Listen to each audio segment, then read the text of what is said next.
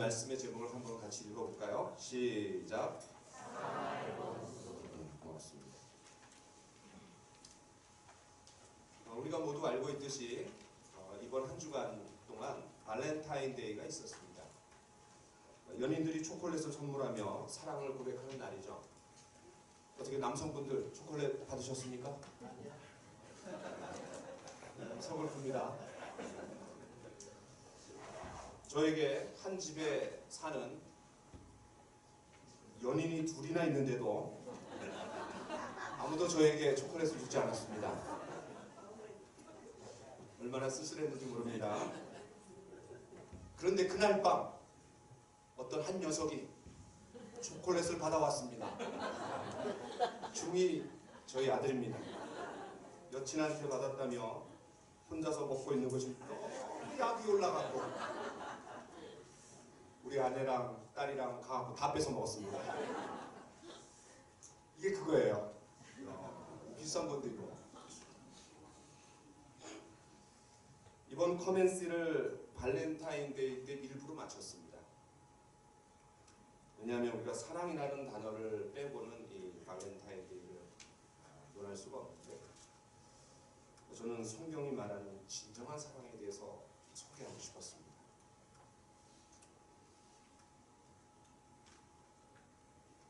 모든 성경에서 저는 이 본문을 유독 좋아합니다.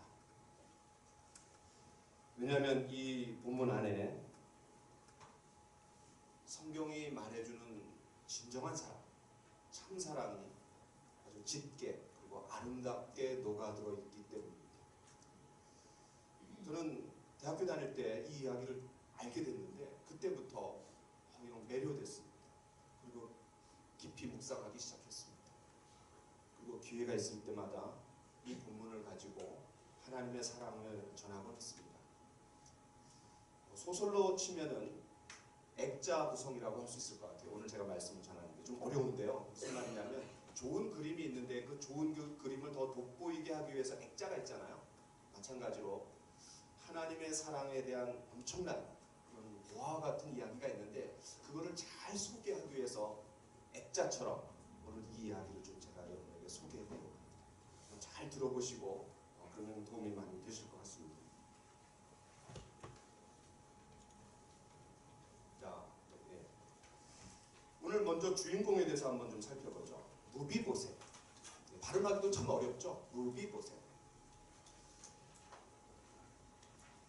영어식 이름에 조나단이 있습니다. 근데 이 무비보셋은 요나단의 아들이라고 이렇게 소개합니다.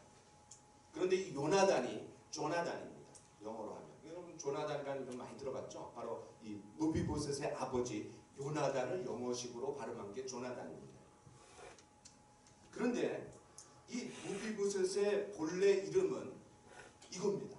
같이 한번 읽어볼까요? 시작. 요나단의 아들은 무립바알이라. 원래 이름은 무립바알이에요. 이 무립바알이라는 이름은 바알과 다투어 싸우는 자라는 뜻입니다. 교회를 조금 다녀보신 분들은 바알이 좋은 이름인지 나쁜 이름인지 다 압니다. 이스라엘이 처했던 그 가나안 땅의 팔레스타인의 농경 문화를 주관하는 풍요의 신입니다. 그러니까 우상이죠. 그래서 아주 나쁜 이름입니다. 그런데 그 바알과 다투는 사람이라는 뜻이 무립바알이에요. 아들의 이름을 이렇게 지은 걸 보면 이 요나단, 아버지가 요나단인데 신앙이 좋았을까요? 나빴을까요? 좋았겠죠. 좋았겠죠. 그러니까 이렇게 이름을 적겠죠. 바알과 싸우는 자. 요나단은 풍요는 이 바알이 주는 것이 아니라 하나님이 주시는 것을 알고 있었기 때문에 바알에게 무릎 꿇고 바알에게 절하는 자가 아니라 바알과 다투어야 된다라고 이렇게 이름을 줬던 것 같아요. 그런데 언젠가부터 이 무립바알이라는 이름이 무비보셋으로 바뀌어 갔습니다. 그런데 거기에는 사연이 있습니다. 왜냐하면 이 무비보셋이라는 이름의 뜻은 아주 지독한 치욕이라는 뜻입니다. 이름의 의미가 완전히 바뀌었어요. 그러니까 주변 사람들이 이 무리바알을 볼 때마다 이렇게 말한 거예요. 아유, 저 친구 그냥 되게 그냥 신세가 지독하네. 거참 신세 되게 지독하네. 라고 그렇게 손가락질했어요. 근데 그게 이름이 된 거예요. 그럼 도대체 이 무비보셋의 신세가 왜 그렇게 치욕스럽게 바뀌었겠습니까? 좀 아까 제가 무비보셋의 아버지 이름이 요나단이라고 했습니다. 그런데 그 요나단은 누구와 아버지냐면 사울입니다. 이스라엘의 초대왕. 그러니까 왕족이에요. 왕이 계승자입니다. 요즘 말로 하면 금수저예요. 아주 굉장한 신분의 사람입니다. 여기까지는 아무 문제가 없습니다. 그런데 그의 삶에 특별한 어떤 사건이 있었던 거예요. 그렇지 않고서야 이 무리바알이 지독한 치욕이라는 뜻의 무비보셋으로 이름이 바뀌었겠어요. 자, 그럼 좀 더 보겠습니다. 여러분 3절과 13절에서 무비보셋을 묘사하는 단어가 나옵니다. 표현이 나와요. 그게 뭐냐면 다리 저는 자. 심지어 13절에는 두 발 다 절더라 이렇게 표현했습니다. 왜 그가 다리를 절게 되었을까요? 그것도 두 발 모두 좀 사연이 있습니다. 자, 우리 같이 한번 읽어보겠습니다. 시작. 사울의 아들 요나단에게 다리 저는 아들 하나가 있었으니 이름은 무비보셋이라. 전에 사울과 요나단이 죽은 소식이 이스라엘에서 올 때에 그의 나이가 5살이었는데 그 유모가 안고 도망할 때 급히 도망하다가 아이가 떨어져 절게 되었더라. 여러분 이제 상황을 조금 이해하실 수 있을 겁니다. 무비보셋에게 그의 인생에 공포스러운 날이 있었습니다. 그의 나이 5살 때 전장에서 사울과 요나단, 다시 말해서 할아버지와 아버지가 한날 한시에 죽었습니다. 더 무시무시한 것은 그 할아버지 사울의 정적이 누구였냐면 다윗입니다. 그런데 이 다윗이 사람들을 모으기 시작했고, 아니 더 정확하게 말하면 다윗에게 사람들이 모였습니다. 그리고 게릴라 부대가 되었습니다. 여전히 국가에 불안거리로 존재하고 있었기 때문에 한날 한시에 할아버지와 아버지가 죽었다라는 것은 끝난 겁니다. 그 불안은 얼마 지나지 않아서 어마어마한 공포로 다가왔습니다. 이제 사울의 세상은 가고 드디어 다윗의 세상이 온 겁니다. 그 전까지는 다윗이 사울의 정적이었다라면 이제 상황이 완전히 바뀌어서 사울과의 모든 사람들이 다윗의 정적이 되었습니다. 왕족이 하루아침에 패족이 된 거예요. 이런 상황을 즉시 알아차린 유모가 5살밖에 아이를 안고 급히 도망치다가 떨어뜨린 거예요. 그때 두 발 다 절개되는 평생 불구의 몸으로 살기 시작합니다. 설상가상으로 몸만 다친 게 아니라 정신과 마음도 병들어가기 시작했습니다. 이제 패족이 된 마당에 그의 신분을 세탁하고 쥐죽은 듯 숨어 살아야 했을 무비보셋의 인생을 한번 여러분 생각해 보십시오. 얼마나 비참합니까? 왕위 계승자로서의 이 무비보셋의 장밋빛 인생은 하루아침에 잿빛으로 바뀌었습니다. 그의 삶은 늘 두려움에 쫓기고 도망자 인생이 되고 말았습니다. 그가 로드발 암미엘의 아들 마길의 집에서 숨어서 산 것은 바로 그런 이유 때문입니다. 이 로드발 암미엘이라는 지역은 요단 동편입니다. 이스라엘이 있는 곳은 요단 서편이에요. 그러니까 저 변방 끄트머리에 가서 쥐죽은 듯 숨을 그냥 죽이면서 도망자의 신세로 조금만 문제가 생기면 국경을 그냥 뛰어넘으려고 그렇게 살았던 거예요. 얼마나 그가 쫓기는 심정으로 살았는지를 단적으로 보여줍니다. 그런데 어느 날 어떻게 알았는지 다윗의 특사들이 밀어닥쳤습니다. 그리고 다윗 앞에 출두하라는 명령이 떨어졌습니다. 여러 정황을 살펴볼 때 딱 한 가지 이유밖에 없습니다. 정적 제거. 누가 보더라도 이 새로운 정권의 무비보셋은 잠재적인 적이었습니다. 이 출두 명령은 나라 전체를 이잡듯 뒤져 혹시라도 후에 있을 수 있는 반란의 씨앗을 조기에 제거하기 위한 사전 색출 작업이라고 밖에 생각할 수가 없습니다. 마침내 때가 온 겁니다. 예루살렘을 향해 가까이 다가갈수록 피비린내 나는 살육의 순간을 그는 머릿속에 떠올렸을 겁니다. 그리고 극도의 공포심으로 오들오들 떨었습니다. 7절에 보니까 다윗이 뭐라 그래요? 보자마자 무서워 말해라. 그가 얼마나 두려워했으면 그렇게 얘기했겠어요.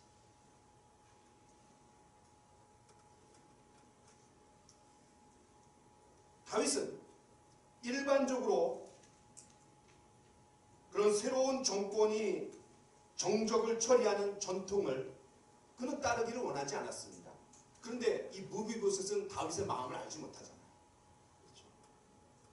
다윗 왕 앞에 선 무비보셋의 자기 인식이 어땠는지를 8절을 통해서 우리가 알 수 있습니다. 우리 8절을 같이 한번 읽어볼까요? 시작. 그가 절하며 이르되 이 종이 무엇이기에 왕께서 죽은 개 같은 나를 돌아보시나이까 하니라. 여기 죽은 개 같은 나, 여기 두 가지 의미가 들어있습니다. 죽었다, 그리고 개 같다. 그렇습니다. 그의 삶은 살았으나 죽은 자와 같았습니다. 그리고 그는 살았으나 개 같은 삶을 살았습니다. 인간의 삶이 아닙니다. 동물의 삶이었습니다. 그러나 이런 상황에서 무비보셋에게 대반전의 사건이 일어납니다. 최악의 상황을 기대하고 있던 그에게 전혀 꿈꿀 수 없었던 상황이 벌어진 거예요. 그것을 잘 대변해주는 표현이 뭡니까? 항상 왕의 상에서 먹을지니라. 이 표현이 4번 나옵니다. 7절, 10절, 11절, 13절. 계속해서 이걸 강조합니다. 성경은 왕의 상에서 먹는 자. 그의 신분이 완전히 바뀌었다는 것을 강조하는 거예요. 그는 적어도 3가지의 회복이 일어났습니다. 첫 번째는 땅을 다시 하사받았습니다. 다 뺏겼다가 다시 받는 거예요. 몰락한 왕가의 가족들에게 땅을 뺏기는 게 정상이지 땅을 선물로 받는 게 정상이 아닙니다. 두 번째는 그를 돌보아줄 사람들이 붙여졌습니다. 시바 그리고 그의 아들들만 15명이고 얼마나 종들이 많았겠어요. 마지막으로 그의 신분의 회복입니다. 항상 왕의 상에서 먹을지니라. 이 말 속에는 비록 무비보셋이 요나단의 아들이었지만 다윗의 아들로 양자로 받아들여졌다는 뜻입니다. 11절에서 그 사실을 잘 표현해 줍니다. 11절에 뭐라고 했냐면 무비보셋은 왕자 중 하나처럼 왕의 상에서 먹었다. 그냥 초청받은 정도가 아니라 왕자 중 하나처럼 여김받은 거예요. 아들입니다. 종족으로서 반란의 씨앗으로서 살해의 위협에서 벗어나는 그 이상이었습니다. 재산을 다시 회복하는 그 이상이었습니다. 다 큰 어른이 게다가 2발을 모두 저는 자에게 무엇보다도 다윗 입장에서 보면 정적입니다. 원수입니다. 그런데 양자로 입적되는 거예요. 도대체 어떻게 이런 일들이 일어날 수 있습니까? 이 모든 상황이 일어날 수 있었던 배경이 되는 한 단어는 은총입니다. 은총. 성경에서 가장 중요한 단어를 꼽으라 그러면 어쩌면 이 단어일지 모릅니다. 은총, 은혜. 우리 1절을 다 같이 한번 읽어볼까요? 시작. 다윗이 이르되 사울의 집에 아직도 남은 사람이 있느냐? 내가 요나단으로 말미암아 그 사람에게 은총을 3절에서도 특별히 하나님의 은총이라고 했습니다. 그냥 왕이 베푸는 은총이 아니라 하나님의 은총에 자기가 매개가 됐다는 거예요. 7절에도 은총이 나옵니다. 은총이 뭡니까? 전혀 자격이 없는 사람에게 공짜로 베풀어주는 호의입니다. 전혀 자격이 없어요. 아니, 그 호의를 받을 수 있는 자격이 있다면 자격이 없는 게 자격이에요. 여러분, 무비보셋의 입장에서 한번 생각해 봅시다. 그는 이런 놀라운 은총을 받을 자격이 있습니까? 전혀 자격이 없습니다. 말 그대로 은혜입니다. 그런데 그 은혜가 무엇 때문에 주어졌습니까? 1절과 7절에 보니까 내가 요나단으로 말미암아. 그러니까 네 아버지 요나단 때문에 내가 이렇게 하는 거야 라고 얘기하는 겁니다. 그 엄청난 호의와 은혜가 베풀어 줄 수 있었던 것은 무비보셋 자신의 능력이 아니라 그가 태어나기도 전에 일어난 어떤 사건 때문에 그렇다.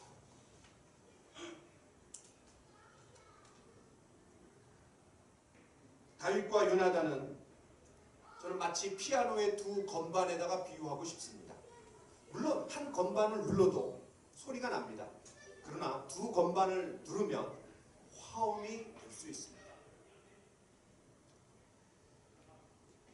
저는 이 요나단과 다윗이 무비보셋이 태어나기 전에 어떤 화음을 이루었는지 좀 여러분에게 소개 한번 해보려고 합니다. 다윗이 요나단의 아버지 사울에게 한참 쫓기던 시절이 있었습니다. 그런데 그들은 특별한 우정을 나눴어요. 성경은 그 두 사람과의 관계를 이렇게 표현합니다. 자, 우리 같이 한번 읽어볼까요? 시작. 내가 그대를 애통함은 그대는 내게 심히 아름다움이라. 그대가 나를 사랑함이 기이하여 여인의 사랑보다 더하였도다. 저와 여러분 중에 여인의 사랑보다 더 승한 그런 우정을 나누는 분이 있으면 그분은 인생을 성공한 겁니다. 그렇죠? 좋은 친구가 있다는 거죠. 이 고백은 요나단이 전장에서 전사했을 때 다윗이 지은 애가입니다. 그대가 나를 사랑함이 기이하여 여인의 사랑보다 더하였도다. 여인이 남편을 향한 사랑, 그 여인이 자식을 향한 사랑보다 더 깊은 사랑으로 그들은 하나 되었다. 이 사실 요나단은 하나님께서 자기 아버지 사울을 왕위에서 패하신 것을 이미 알고 있었습니다. 얼마나 슬펐겠어요. 그래서 아버지 사울이 다윗을 죽이려고 할 때마다 다윗을 도와주었습니다.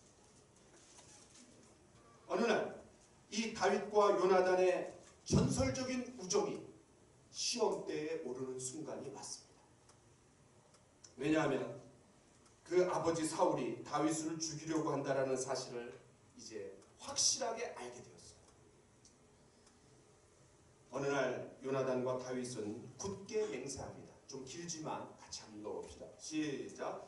요나단이 다윗에게 이르되 이스라엘의 하나님 여호와께서 증언하시거니와 만일 내 아버지께서 너를 해치려 하는데도 내가 이 일을 내게 알려주어 너를 보내어 평안히 가게 하지 아니하면 하나님께서 나 요나단에게 벌을 내리시고 또 내리시기를 원하노라.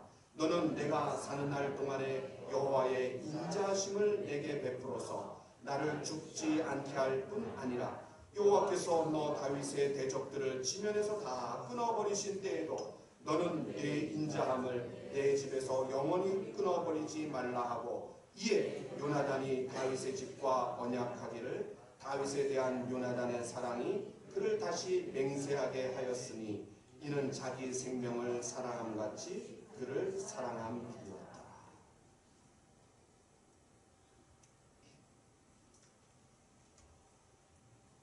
요나단은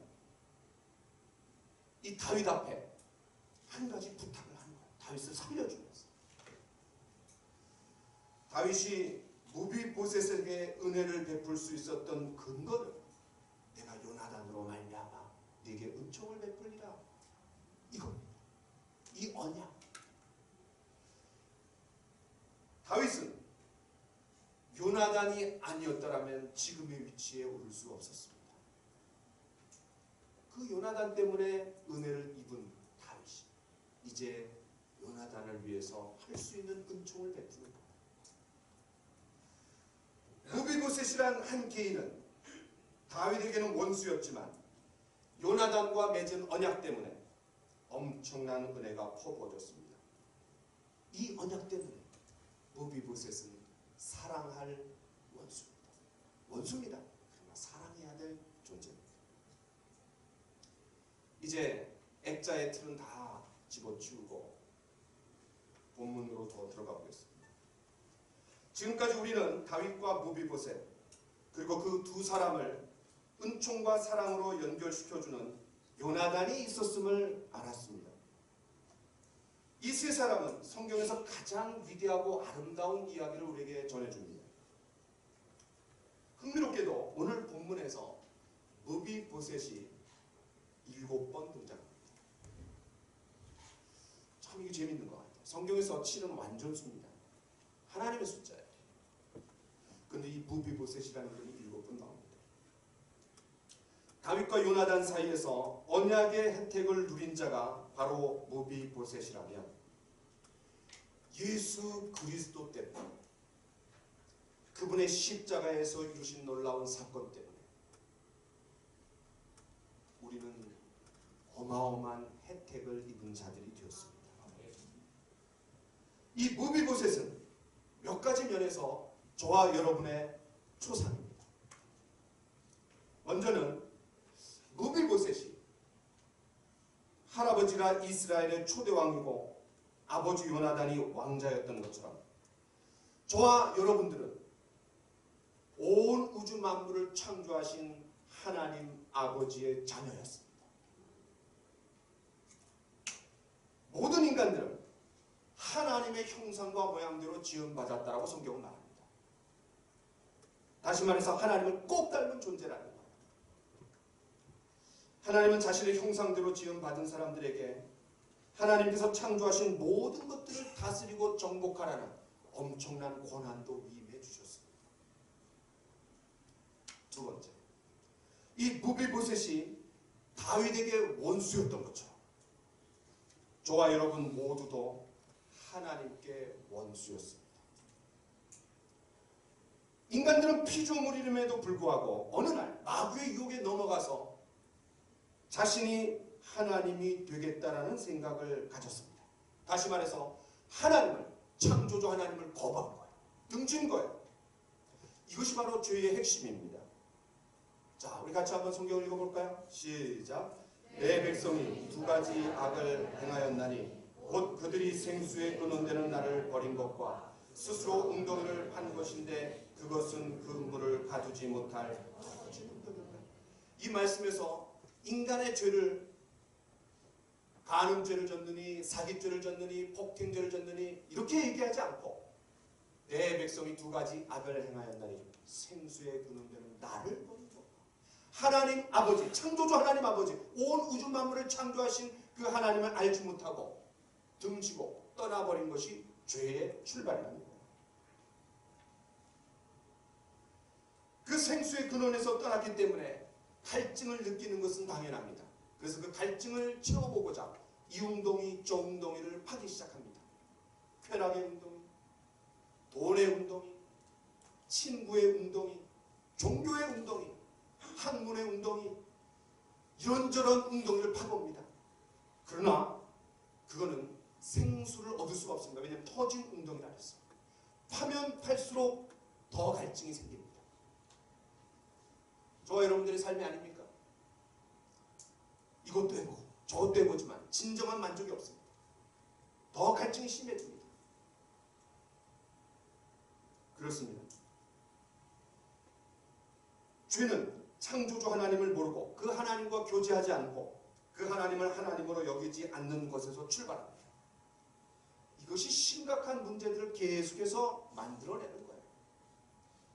참된 만족이 없는 삶, 공허한 삶, 욕망과 쾌락의 포로가 된 삶, 그리고 거기서 호우적거리며 살아갑니다. 이거는 마치 이런 것과 비슷합니다. 저에게 아들과 딸이 있습니다. 아까 소개했던 대로. 그런데 어느 날 이제 초등학교 4학년 올라가는 우리 딸은 언제나 바깥에 나갔다가 돌아오면 제일 먼저 제 방에 들어옵니다. 그리고 서로 안겨야 됩니다. 너무너무 사랑스러워요. 그런데 이 딸이 어느 날 저한테 당신은 저의 아빠가 아닙니다.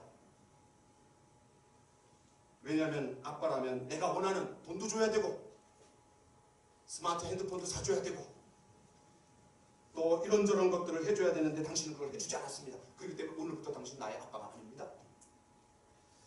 만약에 이런 얘기를 제가 들었다면 얼마나 충격을 받겠어요.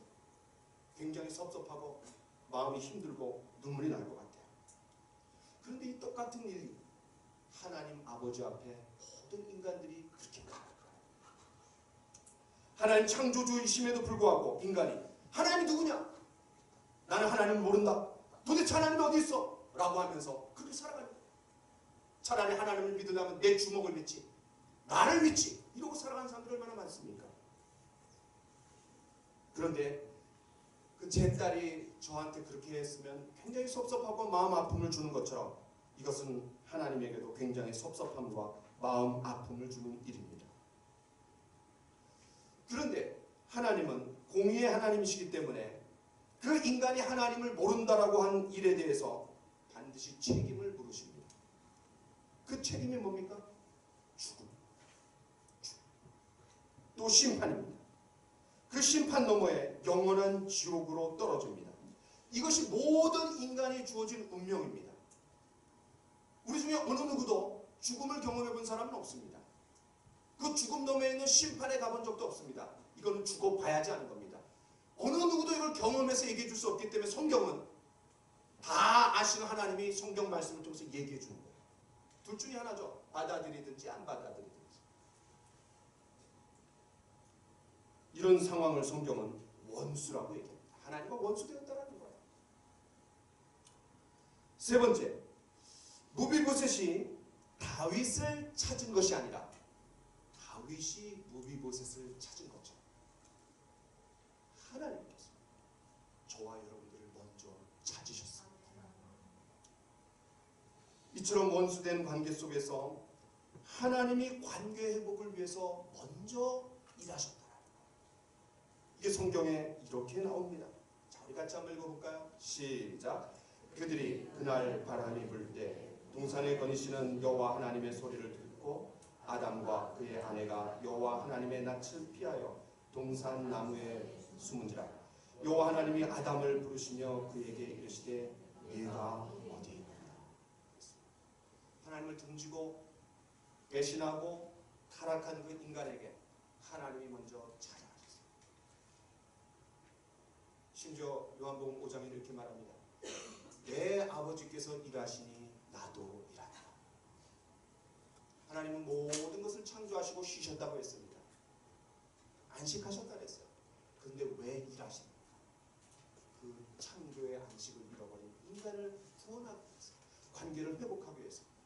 하나님이 잘못한 것도 아닙니다. 보통은 잘못한 사람이 먼저 찾아가는 게 일반적입니다. 하나님이 먼저 찾아가십니다. 성경은 또 이렇게 얘기합니다. 같이 한번 읽어봅시다. 시작. 사랑은 여기 있으니 우리가 하나님을 사랑하는 것이 아니요 하나님이 우리를 사랑하사 우리 죄를 속하기 위하여 화목제물로 그 아들을 보내셨습니다. 모든 종교에도 예배가 있고 제사가 있습니다. 근데 그 예물과 제사를, 예물을 인간들이 만들어서 드립니다. 그러나 기독교는 놀랍습니다. 하나님이 자기 자신이 예물이 되셨습니다. 오늘 우리 가운데 초청받아서 오신 분들, 초청받아서 오신 것 같은데요. 사실은요, 이미 하나님 아버지께서 이미 여기 와서 기다리고 계십니다. 네 번째, 이 무비보셋이 요나단으로 말미암아 다윗으로부터 은총을 입은 것처럼 저와 여러분도 예수님 때문에 하나님으로부터 이미 은총을 입었습니다. 무비보셋이 태어나기도 전에 다윗과 요나단 사이에 엄청난 우정의 언약, 맹세의 언약이 있었던 것처럼 우리 모두가 이 땅에 존재하기 전에 2000년 전에 십자가에서 하나님과 온 세상을 사이에 두고 예수 그리스도께서 엄청난 언약을 맺으셨습니다. 앞서 하나님과 우리와의 관계는 서로 원수라고 했습니다. 그런데 그 하나님은 공의로우시기도 하지만 또 동시에 사랑의 하나님이시기 때문에 그 인간들이 한계 있는 삶을 살다가 죽고 죽은 다음에 심판받고 그 다음에 심판에 의해서 지옥에 떨어지는 것을 원하시지 않았습니다. 그래서 하나님께서 그 인간의 문제를 해결해 주시기 위해서 그 아들 예수 그리스도를 보내주신 겁니다. 다윗과 무비보셋 사이에 요나단이 있었던 것처럼 하나님과 원수된 인간들 사이에 예수 그리스도가 계셨다. 우리 한 말씀 볼까요? 시작. 곧 우리가 원수 되었을 때에 그의 아들의 죽으심으로 말미암아 하나님과 화목하게 되었습니다. 요나단이 없었더라면 절대로 화목하게 될 수 없습니다. 무비보셋과 다윗이. 이처럼 예수님은 우리가 죄로 인해 치러야 할 대가인 심판과 죽음을 다 자기가 대신 지시고 다 담당하시고 그 결과 하나님께로 갈 수 있는 생명의 다리가 되어 주셨습니다. 같이 한번 읽어볼까요? 시작. 그리스도께서도 단번에 죄를 위하여 죽으사 의인으로서 불의한 자를 대신하셨으니 이는 우리를 하나님 앞으로 인도하려 하십니다. 저는 예수님에 대해서 이 성경 말씀만큼 성경에서 더 자세하게 깊이 있게 리얼하게 묘사해주고 있는 말씀 없는 것 같아요. 너무너무 좋아하는 말씀. 여러분 이 말씀을 보세요. 이 말씀에 의하면 누가 죽었다고 했습니까? 그리스도가 죽었다고 했습니다. 예수 그리스도가 죽었다라는 거예요. 왜 죽었다고 했습니까? 죄 때문에 죽었다고 했습니다. 죄 때문에. 의인으로서 불의한 자를 대신하셨다고 했습니다. 의인은 누굽니까? 죄가 없으신 예수님을 말합니다. 불의한 자는 누굽니까? 저와 여러분, 우리 각자입니다.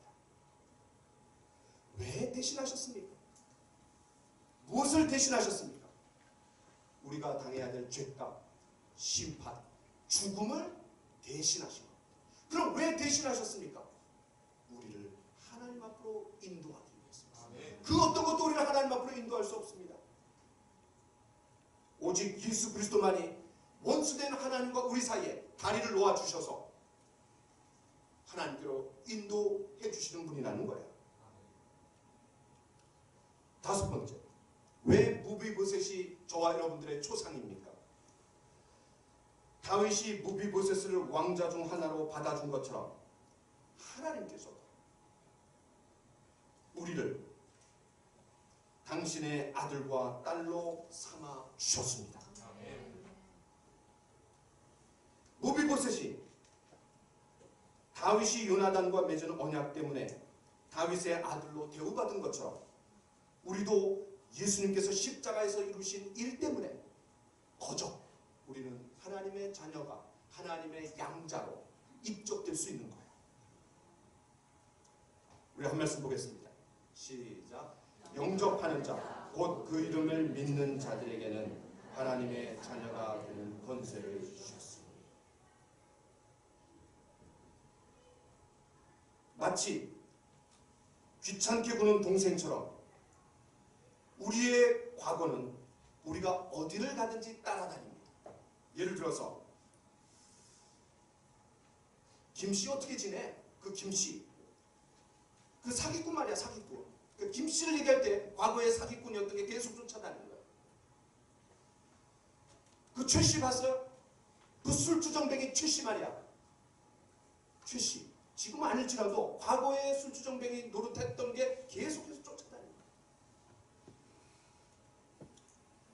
그 사람을 볼 때마다 과거의 행실, 그가 지닌 모습, 그 과거의 행실이 아니라 현재 그의 모습이 있는 그대로를 얘기해주는 딱 한 분이 계십니다. 그분 하나님이십니다. 그분만이 우리의 과거의 행실이 아니라 우리의 있는 모습 그대로를 봐주시는 거예요. 마치 다윗이 그런 것처럼.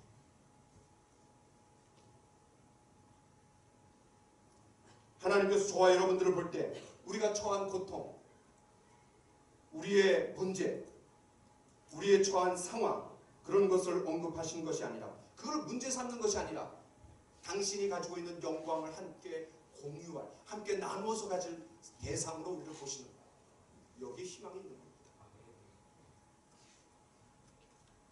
무비보셋이 왕의 도성 예루살렘에서 살았던 것처럼 우리의 시민권이 하늘에 있다라고 했습니다.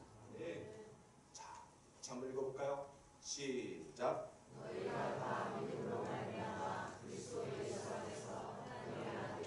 네? 어떻게 이런 일들이 일어났습니까? 무비보셋이 다윗 앞에서 자신을 죽은 개 같은 나라는 표현을 했기 때문에, 자기의 인식을 그렇게 했기 때문에 그렇게 여김을 받았던 것처럼 우리도 허물과 죄로 죽은 자로 여길 때 하나님의 아들로 초청받을 수 있는 겁니다. 바울 사도는 에베소 성도들에게 이렇게 말합니다. 허물과 죄로 죽었던 너희를 살리셨도다. 그렇습니다. 저와 여러분들이 다 허물과 죄 때문에 죽었습니다. 우리가 다윗 앞에서 죽은 개 같은 나라고 여겼던 무비보셋처럼 우리 하나님 앞에서 죽은 개 같은 나를 돌아봐 주세요. 나를 구원해 주세요. 라는 그런 고백이 있다라면 그 고백을 하나님 받으십니다.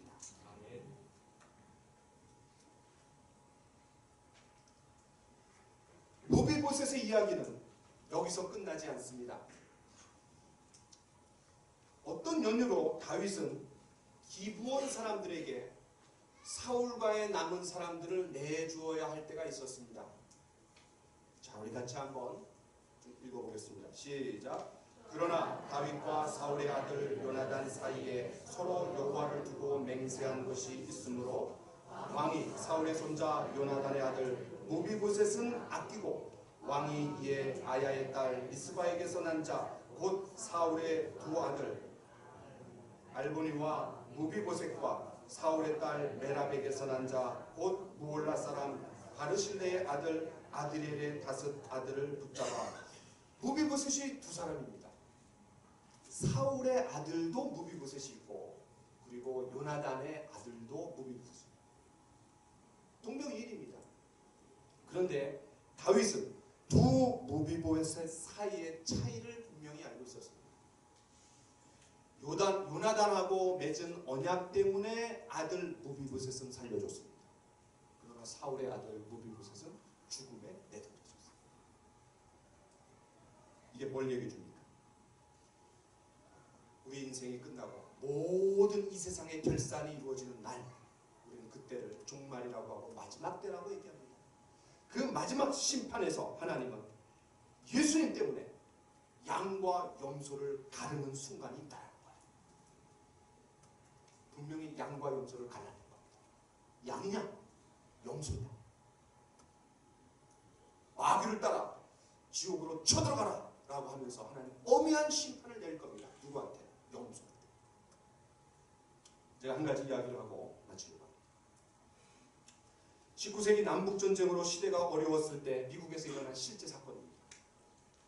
법과 질서가 바닥이던 그때 미국 남서부에서 조직적으로 활동하던 쿼트릴 레이더스라는 한 무장 단체가 있었습니다.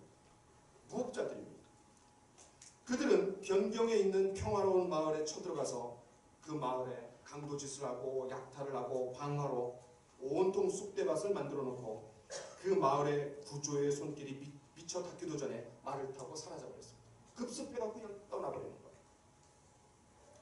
상황이 너무 절박한 상황에서 캔자스 시티에 있는 미국의 중부입니다. 일부 뜻있는 사람들이 민병대를 조직했습니다. 그리고 그 악당들을 찾아 나섰습니다. 그들은 그 악당들을 찾기만 하면 지체 없이 사형시키라는 명령을 받았습니다. 얼마 지나지 않아 그 악당들이 잡혔습니다. 참호를 깊게 판 곳에 악당들이 손발이 묶이고 눈을 가린 채 한 줄로 늘어섰습니다. 사형을 집행할 사람들이 대열을 갖추고 그들에게 총을 조준했습니다. 그런데 그 순간 갑자기 덤불에 숨어있던 어떤 젊은이가 뛰어나와서 이렇게 외칩니다. 잠깐만요. 그는 총을 쏘려는 상황을 저지하고 사형 명령을 내리려는 장교에게 다가갔습니다. 그리고 사형수들 중에 한 남자를 가리키면서 저 남자만큼은 그냥 놔주십시오. 그에게는 아내와 아이가 넷이나 있습니다. 그는 가족으로 돌아가야 됩니다. 그 사람 대신 제가 죽겠습니다. 저는 죄를 지었습니다. 이해할 수 없는 간청이었지만 그 사람이 굽히지 않고 완강하게 요청했기 때문에 그 간청은 그 자리에서 바로 기각당하지 않았고 그 장교는 측근들과 한참을 논의한 후에 그 요청을 받아들이고 했답니다. 그리고 그 사형수의 손과 발에서 밧줄을 풀어주고 그를 자유의 몸이 되게 해주었고 죽기를 자청한 그 젊은이를 거기다가 묶었습니다. 그리고 대신해서 총에 맞아 죽었습니다. 나중에 구사 일생으로 살아난 그 남자는 비참한 죽음들이 있는 그 장소로 다시 돌아갔습니다. 흙더미를 다 파헤친 후에 그 시신을 찾아냈습니다. 그는 친구의 시체를 노새의 등에 지우고 캔자스시티 근처의 한 작은 공동묘지로 가서 그를 그곳에 잘 묻어주었습니다. 그리고 비석을 세운 후에 그 비석에다가 이렇게 썼습니다. 그는 나를 대신해서 죽었다. He died for me. 그는 나를 대신해서 죽었다. 무비보셋이 요나단 때문에 죽음에서 건짐을 받은 것처럼 죽기를 자원한 이 청년 때문에 한 무법자가 살아난 것처럼 저와 여러분들을 대신해서 죄와 심판과 죽음을 대신 담당하신 예수님 때문에 그 예수님 때문에 여러분들은 놀라운 선물을 받을 수 있는 자격이